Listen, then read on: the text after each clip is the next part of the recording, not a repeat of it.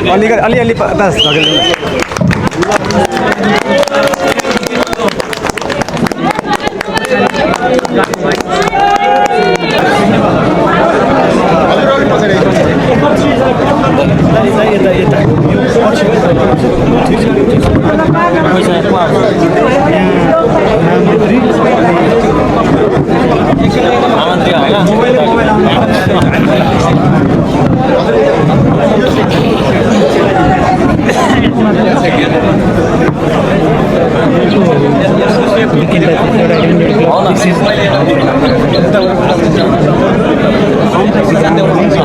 यो चाहिँ हामी के गर्छौँ नथिङ अब चाहिँ पुरै लागेको छ मेडिटेसन एकदम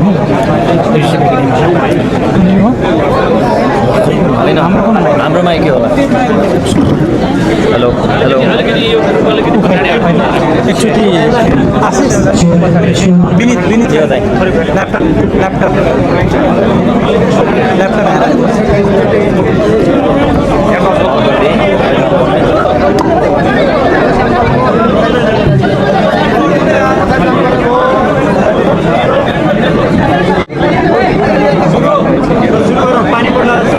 सुरु गर तपाईँ रेडी हो नि ठिक छ केही छ नछिकिदिनुहोस् है भने हाम्रो साढे सात सर्वप्रथम त हाम्रो निमन्त्रणलाई स्वीकार गरेर आइदिनु हुने सम्पूर्ण मिडियाका साथीहरू पार्टीका साथीहरू शुभेच्छुक साथीहरूलाई आज एउटा विशेष घोषणामा म स्वागत गर्दछु। राष्ट्रिय स्वतन्त्र पार्टीले पार्टी स्थापनादेखि नै उम्मेदवार छनौट प्रक्रियालाई हरेकपल्ट विधिसम्मत पारदर्शी बनाउने कोसिस गर्दै आएको छ। हामीलाई के कुरामा गर्व छ भने हामीले जे कुराहरू सुरु गर्छौँ अन्य पार्टीहरूले पनि त्यो कुराहरूलाई बिस्तारै त्यो पदचाप चाहिँ फैलाउँदै जान्छन्। हामीले हाम्रो वार्तापत्रमा पनि भनेका थियौँ हाम्रा कुराहरू जति पनि कपी गर्न पाइन्छ यसमा कपिराइट लाग्दैन भनेर हामीले भनेकै थियौँ। त्यही सन्दर्भमा आज हामी एउटा यस्तो विशेष बिन्दुमा आइपुगेका छौँ जसले नेपाली राजनीतिलाई सही दिशामा लैजानका लागि चाहिँ एकदमै महत्त्वपूर्ण योगदान दिन्छ भन्ने लाग्छ। हामीले सधैँ भन्दै आएको एउटा कुरा के हो भने यदि राज्य संरचना सफा गर्ने हो भने त्यसको मूल पार्टीको चाहिँ संरचना अथवा पार्टी कसरी चल्छ त्यो कुरालाई चाहिँ जहिले पनि ठिक गर्नुपर्छ भन्ने कन्टेक्स्टमा आज यो विशेष दिनमा सम्पूर्ण साथीहरूलाई स्वागत गर्दछु। म ढिला नगरी सबैजना साथीले आज हामी किन आएका छौँ भन्ने कुराको जानकारी भएकै कारणले पहिला त राष्ट्रिय स्वतन्त्र पार्टीका सभापति रवि लामिछानेज्यूलाई चाहिँ आजको यो विशेष दिनको विशेष क्षणलाई विधिवत रूपमा लोगो रिभिल गरेर यो कार्यक्रमलाई चाहिँ विधिवत रूपमा सुरुवात गरिदिनका लागि म आग्रह गर्दछु। सबैजना साथीहरूले यता है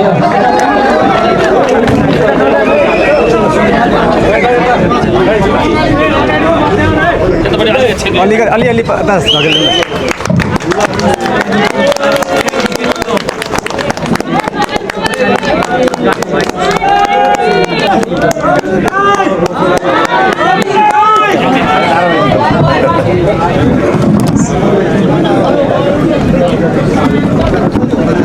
अब यसबारे प्रकाश पारिदिनका लागि म राष्ट्रिय स्वतन्त्र पार्टीका सभापति रवि लामिछानेज्यूलाई यो माइक हस्तान्तरण गर्दछु।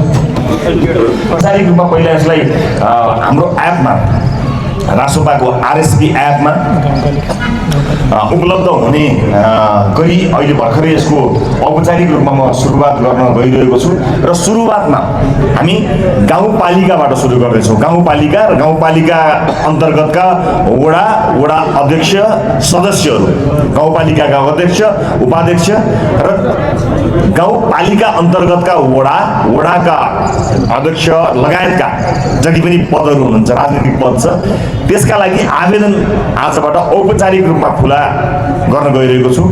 म त्योभन्दा पहिला अलिकति केही कुरा गर्छु र यो खुला गरिदिएर म बिदा आज प्रेसका साथीहरूसँग प्रेस छलफल कार्यक्रम राखिएको छैन।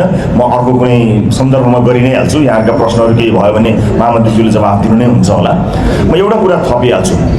पार्टीभित्रका साथीहरूलाई यो सन्देश पनि होस् कि कतिपय ठाउँमा उम्मेदवार तपाईँ हो यस पार्टीको मेयर साहब तपाईँ भएर बडो कहिलेकाहीँ औपचारिक रूपमा नै चर्चा गरेको ठाउँमा चाहिँ ताली खाएको मालै लगाएको मान्छेले हो कि क्या हो भइ नै हाले क्या हो भने जस्तो पनि मैले सुनेको छु।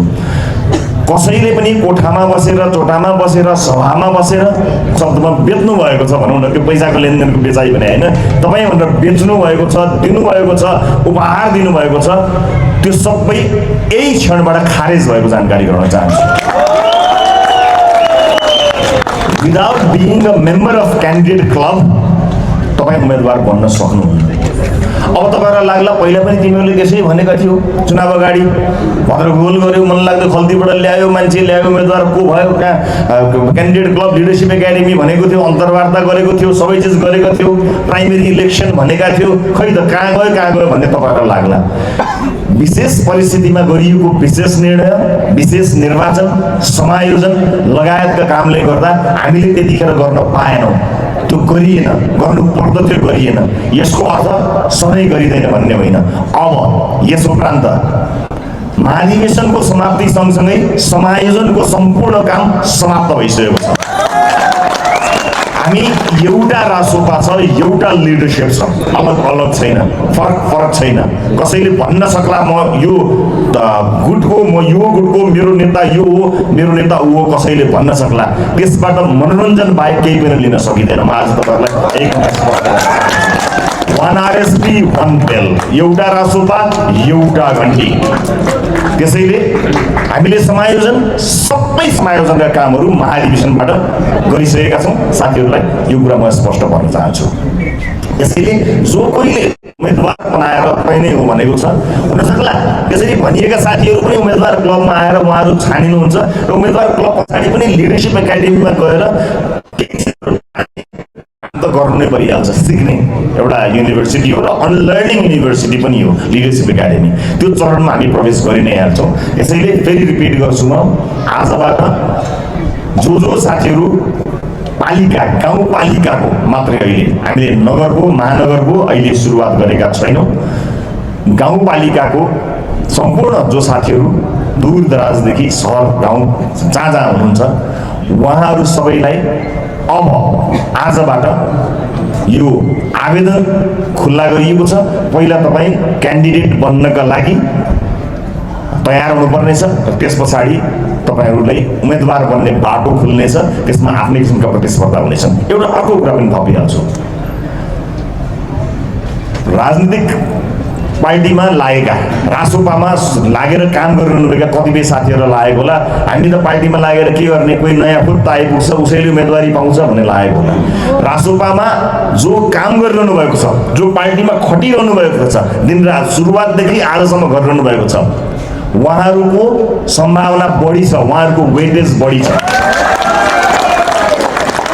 प्रतिस्पर्धामा उहाँहरूलाई अरूलाई भन्दा सजिलो डेफिनेटली हुन्छ, किनकि पार्टीमा दिन रात नभनेर हिजो घन्टी बोक्दै हिँड्दा मुद्दा खेपेको, पिटाइ खाएको, गाली खाएको, बेइज्जती सहेको हामीले बिर्सेका छैनौँ। ती साथीहरू कोही निराश हुनु पर्दैन स्वाभाविक रूपमा। तर सँगसँगै क्षमतावान नयाँ आउने साथीहरूको बाटो पनि हामीले बन्द गर्नु हुँदैन। वेटेज रासोपा अलरेडी भएका साथीहरूको वेटेज अलरेडी बढी छ। त्यो अङ्क भाराङ्क भनिन्छ त्यसलाई, होइन, त्यो स्वाभाविक रूपमा बढी छ। अरूलाई भन्दा रासोपामा काम गरिरहनुभएका साथीहरूलाई सजिलो जरुर हुनेछ। तर नयाँ आएका साथीहरू अझ अब्बल निस्किनु भयो, त्यो तपाईँहरूले पाउनुभएको वेटेज भन्दा पनि बढी नम्बर ल्याएर उहाँहरू अगाडि आउनुभयो भने रासोपाले ल्याटरल इन्ट्रीलाई रोक्दैन, छेक्दैन, सोक्नु पनि हुँदैन। दुईवटा कुरा छ साथीहरू, एउटा मभन्दा अब्बल कोही आउला कि भनेर पार्टीमा कयौँ साथीहरूलाई आउनबाट रोकिएको कुरा पनि सत्य हो। अब यसले त्यो कुरालाई पनि समाधान गर्छ।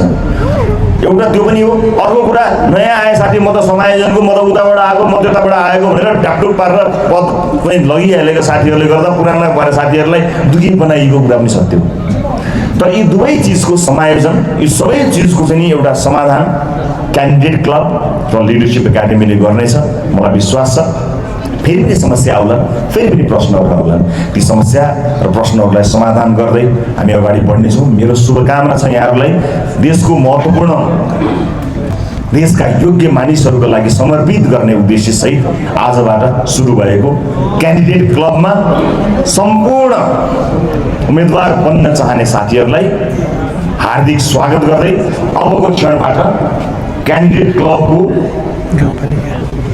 गाउँपालिका तहको आवेदन आरएसपी मोबाइल एपमा अबको क्षणमा सुरु भएको कुराको घोषणा गर्दै म यसलाई क्लिक गरेर ओपन गर्न चाहन्छु।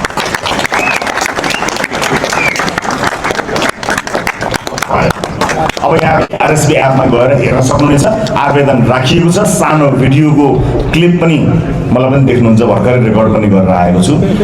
धेरै धेरै धन्यवाद यहाँहरूलाई। एउटा पार्टी निर्माण गर्ने चरणमा जाँदा कयौँ कुराहरूको सामना गर्नुपर्ने हुन्छ।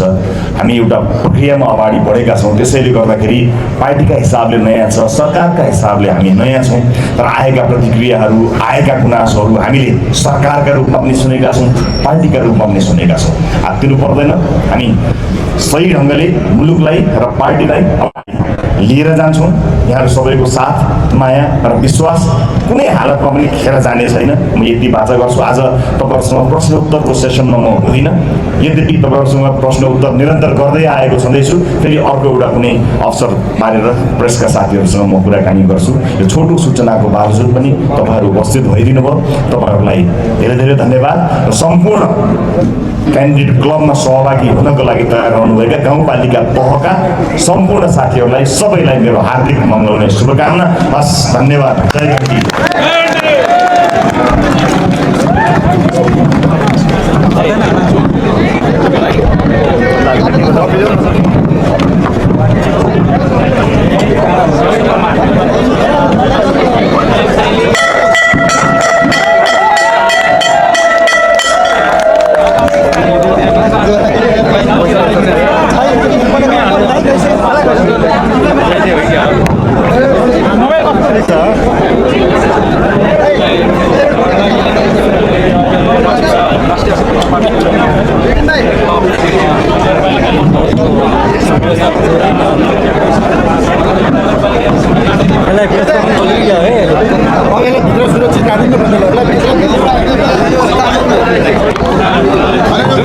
काम गर्यो यार।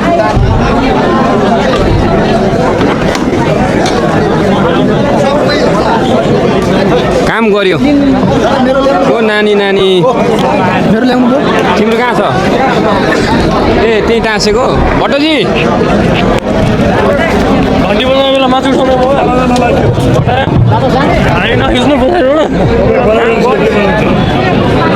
दर्शकबिन राष्ट्रिय स्वतन्त्र पार्टी राष्ट्रपाको केन्द्रीय कार्यालयमा आजबाट देख्न सक्छौँ यो क्यान्डिडेट क्लबको क्यान्डिडेट क्लबको आजबाट औपचारिक रूपमा घोषणा गरिएको छ र घोषणा गरिसके पछाडि राष्ट्रपाको यो माहौल यहाँलाई देख्न सक्छौँ। हामी देखिरहेका छौँ राष्ट्रिय स्वतन्त्र पार्टी राष्ट्रपाको केन्द्रीय कार्यालय घन्टीघरबाट देखाइरहेका छौँ।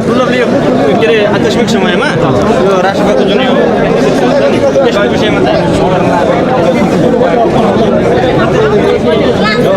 देखिरहेका छौँ चितवनका नेता समेत रहनुभएका ध्रुव केसीजीलाई देखिरहेका छौँ र